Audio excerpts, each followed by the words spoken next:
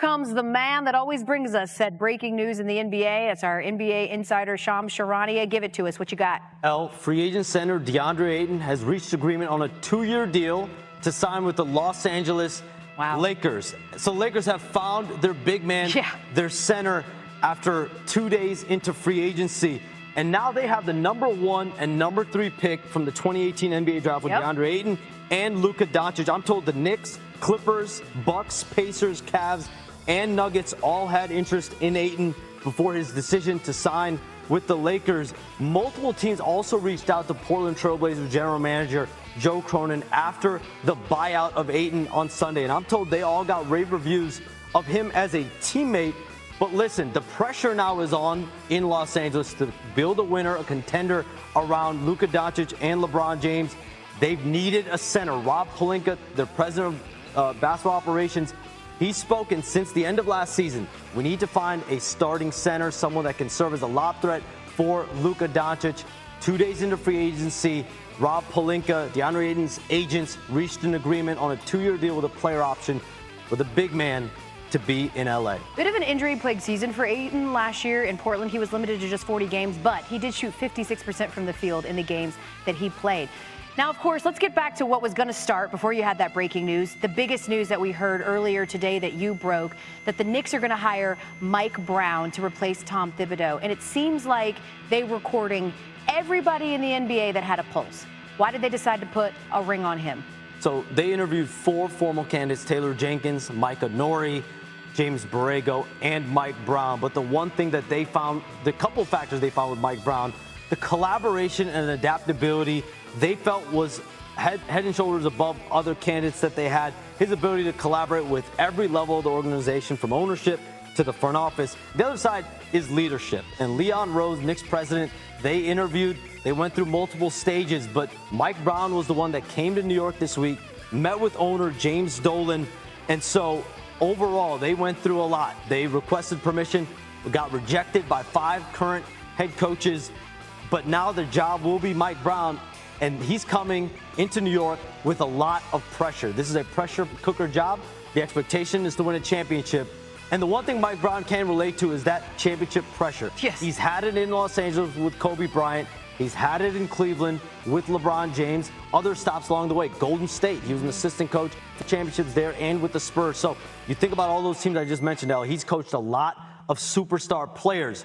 But now Jalen Brunson, Karl Anthony Towns, this Knicks job has a lot of pressure coming up. It certainly does. He does have the pedigree of former coach of the year. And of course, if Shams has any more breaking news, and I don't doubt that he will, we will bring it to you live right here on SportsCenter. We're just going to tuck him back in his closet that we keep him in. But for much more on the Knicks hiring, Brown, here's Tony and Mike with our PTI bonus segment.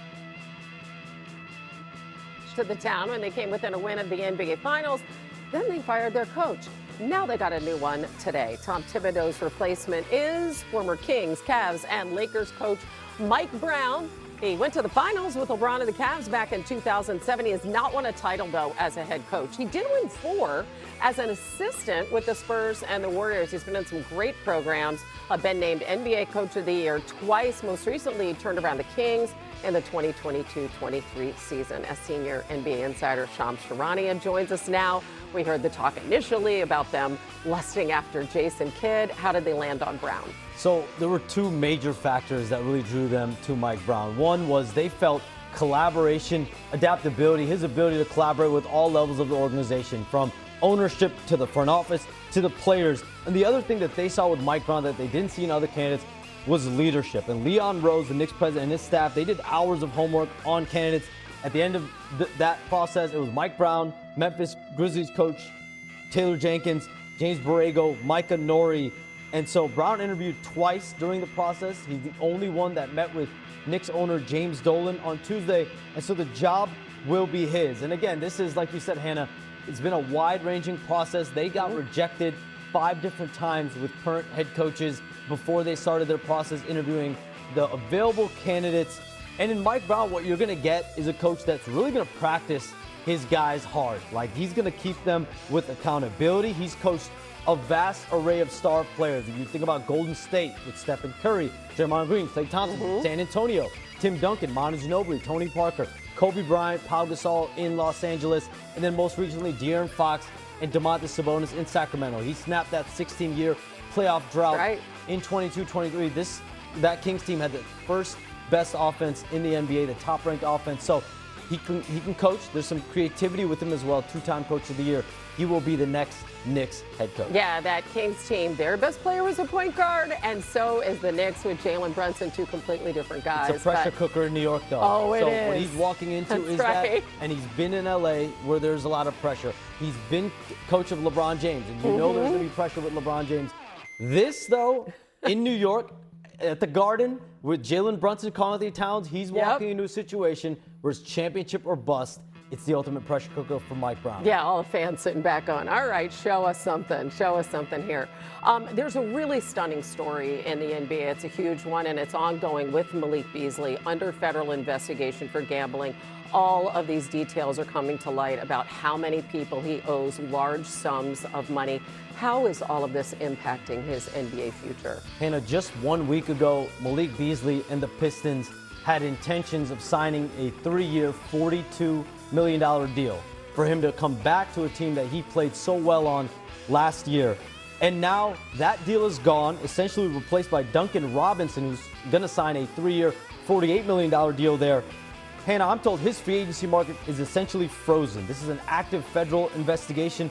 Until there's a resolution with this federal investigation, we won't know where his future goes.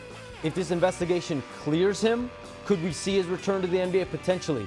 But if not, if there are charges, if he is arrested potentially, his NBA future clearly is on major life support. And he is in dire straits financially. Shams Charania, thanks for being with us. I know the latest we have any breaking news, you'll be right here to give it to us, as always. Thank you. All right, and coming up, more NBA on Bobby Portis and shocking everyone, signing Miles Turner away from Indiana. To do that, they had to free up some money by waiving Dame Lillard and spreading his salary over 5 years. They'll be paying $22.5 a year to not have him. Reaction has been strong. It's our take two. If Giannis comes back from Greece in 3 weeks and says, my God, I've dreamed of Miles Turner being my teammate, double me down. Where's my contract extension? I'll be like, man, what an amazing move. What an awesome move. But I don't think this moves the needle. What the Bucks did yesterday was actually bad business, but worse business is losing Giannis. And that is an investment in Giannis. And times have changed, obviously, for the Bucks. This move that the Milwaukee Bucks have done has changed their franchise for the next half a decade. They're tied to the Dame Lillard contract, and they're keeping Giannis. They have bought into the keeping of Giannis part of their strategy. I'm talking to one executive yesterday. They said this is the kind of thing you come up with when you're sitting in a boardroom in July trying to figure out what to do with your team to dig out of the hole you're in, but that in a couple of years you're going to look back on it and say, what did we do? And now this is going to be like an albatross around their neck. They don't think it today, but I promise you, in 2030, the Bucks fans are going to have a party when this is off their books. Meanwhile, Dame's rehabbing his Achilles in Portland near his family after hitting the open market 2 years early. Plenty of suitors sure to be interested. He will be 36 when the 2026-27 season begins. As we are joined now by our NBA front office insider and the man with a hefty dose of reality for all of us, Bobby Marks. There were not a lot of moves on the chessboard for the Bucks. What are they facing now? Yeah, Hannah, when you look at how you put a roster together, you're usually looking at it, especially with this CBA, in a 3-year vacuum here, as far as from a long-term planning strategy. In Milwaukee's case, it's day-to-day when you're dealing with the future of Giannis Antetokounmpo. And for Milwaukee, this was their only get-out-of-jail-free card as far as how they can make another move when they took that $113 million owed to Damian Lillard and they spread it out over 5 years, which is $22.5 million. That opened up the money to go out and sign Miles Turner. Your priority in Milwaukee is keeping Giannis. Your priority is not a $22.5 million cap hit in year 4 or 5.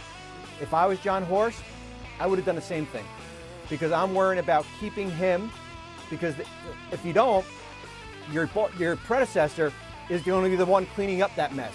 So for me, it's about keeping Giannis, and that's the only way you go out and do that. Yeah, Dame becomes an unrestricted free agent. He can sign with anybody at any time, theoretically for the league minimum, if it comes to that. Meanwhile, though, you have your eye on some restricted free agents. So who's still out there that you're keeping an eye on? This is the group of 4. This is the restricted free agents here. This is the group of players that their own team can match offer sheets on. When you certainly look at players like Josh Giddey of the Bulls, Cam Thomas in Brooklyn, Quentin Grimes in Philadelphia, and of course, Jonathan Kuminga. Now the problem here, Hannah, is there's no team out there that has significant salary cap to go out and sign one of these players to an offer sheet. Either they're going to have to compromise on a new deal or sign a 1-year qualifying offer and become a free agent next offseason. Hannah, in the last 10 years, only 5 players have ever signed the qualifying offer. So we're a little bit in some uncharted territory with these 4 players. Yeah, you got Kuminga, who led the Warriors in point pace the last 2 seasons. All right, we'll keep an eye on that. But for now, Bobby, hardest working man in show business, you and